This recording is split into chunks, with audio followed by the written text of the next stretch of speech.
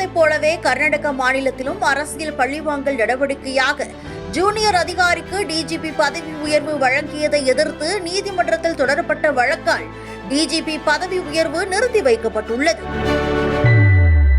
தமிழக டிஜிபி பதவியை பிடிக்க 2 டிஜிபிக்கள் அதிரடி நடவடிக்கைகளில் ஈடுபட்டுள்ளனர். தமிழக டிஜிபியாக இருந்த சங்கர் ஜிவால் ஆகஸ்ட் மாதம் பதவி ஓய்வு பெற்ற நிலையில் நிரந்தர டிஜிபியை நியமிக்க மத்திய பணியாளர் தேர்வாணையத்திற்கு சீனியர் டிஜிபி பேனல் பட்டியல் அனுப்பப்படவில்லை. தங்களுக்கு வேண்டப்பட்ட அதிகாரிக்கு டிஜிபி பதவியை வழங்க திட்டமிட்டு காய் நகர்த்திய முதல்வர் உள்வட்ட அதிகாரிகள் ஜூனியர் டிஜிபியான வெங்கட்ராமனை பொறுப்பு டிஜிபியாக நியமிக்க வைத்தனர்.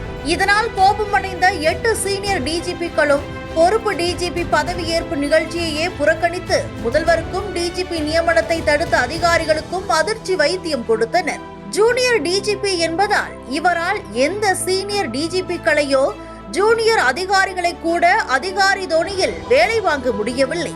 இவர் பொறுப்பு டிஜிபி தானே, எத்தனை நாளுக்கு இவர் டிஜிபி பதவியில் இருக்க போகிறார் என்ற மனநிலை அனைத்து மாநகர ஆணையர்கள், மண்டல ஐஜிக்கள் முதல் எஸ்பிக்கள் உள்ளிட்ட அனைத்து அதிகாரிகளின் மனநிலையாக உள்ளது. இதற்கு ஏற்றாற்போல உச்சநீதிமன்றத்தில் பொறுப்பு டிஜிபி தொடர்பாக தொடரப்பட்ட வழக்கில் நிரந்தர டிஜிபியை நியமிப்பதற்கான பட்டியலை தயாரித்து தமிழக அரசுக்கு அனுப்பி உடனடியாக டிஜிபியை நியமிக்கும்படி சுப்ரீம் கோர்ட் அதிரடி உத்தரவை பிறப்பித்தது.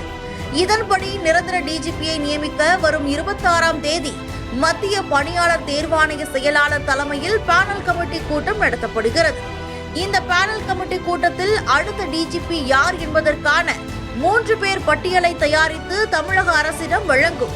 இந்த 3 பேர் பட்டியலில் இருந்துதான் ஒருவரை நிரந்தர டிஜிபியாக நியமிக்க அரசு உத்தரவு பிறப்பிக்க வேண்டும். தமிழகத்தில் சீனியர் ஜூனியர் பதவி பிரச்சனை எழுந்ததை போலவே அருகில் உள்ள கர்நாடக மாநிலத்திலும் இந்த பிரச்சனை வெடித்துள்ளது.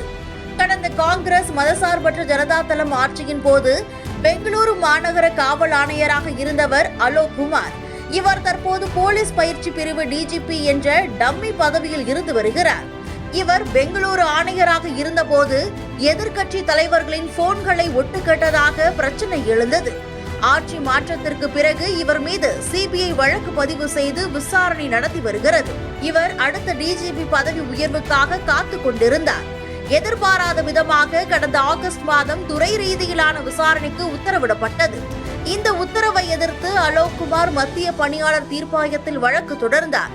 இந்த வழக்கு விசாரணை நடத்தப்பட்டு வருகிறது.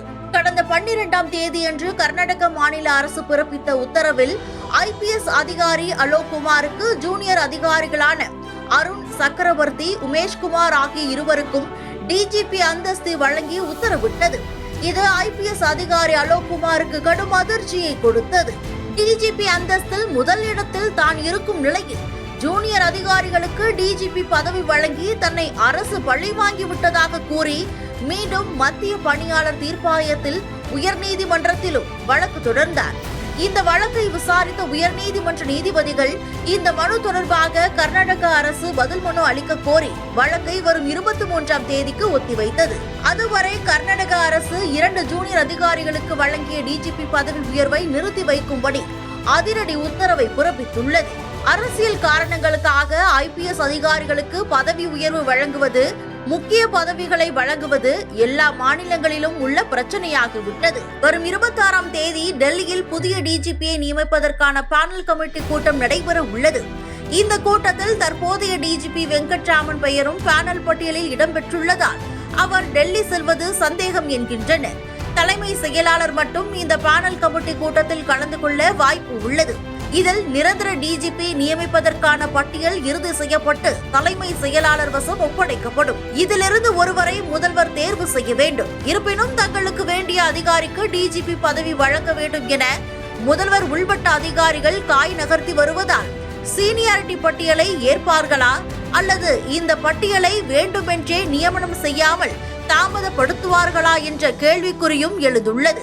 நியமனம் செய்யாமல் தாமதப்படுத்தி மீண்டும் வழக்கு உச்சநீதிமன்றத்திற்கு சென்றாலும் பட்டியலை இறுதி செய்வதாக கூறி தாமதப்படுத்த வாய்ப்புள்ளது. ஜனவரி மாதம் வரை இந்த பட்டியலை தாமதப்படுத்தி வேண்டப்பட்ட அதிகாரிக்கு பொறுப்பு டிஜிபி பதவி வழங்க தீவிர முயற்சி நடந்து வருகிறதா? அதே நேரத்தில் தற்போதைய சீனியாரிட்டி பட்டியலின்படி சீமா அகர்வால், சந்தீப் ராய் ரத்தோர் ஆகிய இருவரில் ஒருவர் நிரந்தர டிஜிபி பதவியில் நியமிக்க வாய்ப்புள்ளது. இதில் சீமா அகர்வாலின் கணவரும் ஓய்வு பெற்ற டிஜிபியுமான AK விஸ்வநாதன் டிஜிபி நியமனத்தில் தீவிரமாக செயல்படுவதாக போலீஸ் வட்டாரங்கள் தெரிவிக்கின்றன. வரும் 2026ஆம் ஆண்டு ஜூன் மாதம் சீமா அகர்வால் பதவி ஓய்வு பெற உள்ளதால் தற்போது டிஜிபியாக நியமிக்கப்பட்டால் 2 ஆண்டுகள் முழுமையாக டிஜிபியாக பதவி வகிக்க முடியும். எனவே எப்படியாவது சீமா அகர்வாலை டிஜிபியாக நியமிக்க திமுக வட்டாரத்தில் மேலிடம் முதல் காய் நகர்த்துவதாக தெரிகிறது. இதேபோல அடுத்த இடத்தில் உள்ள சந்தீப் ராய் ரத்தோரும் ஏற்கனவே கடந்த ஆட்சி காலத்தில் முக்கிய பதவியில் இல்லாமல் திமுக ஆதரவாளர் என முத்திரை குத்தப்பட்டு ஓரம் கட்டப்பட்டதால் இந்த முறை தனக்கு டிஜிபி பதவி வழங்க வேண்டும் என முதல்வருக்கு நெருங்கிய உறவினர் மூலம் பதவியை பிடிக்க முயற்சித்து வருகிறார்.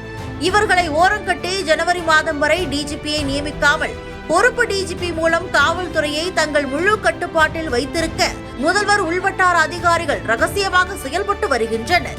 எனவே டிஜிபி பேனல் கமிட்டி முடிந்து பட்டியல் வந்தாலும் நிரந்தர டிஜிபி நியமனம் நடக்குமா என்பது தற்போது வரை கேள்விக்குறியாகவே இருப்பதாக டிஜிபி அலுவலக வட்டாரங்கள் கூறுகின்றன.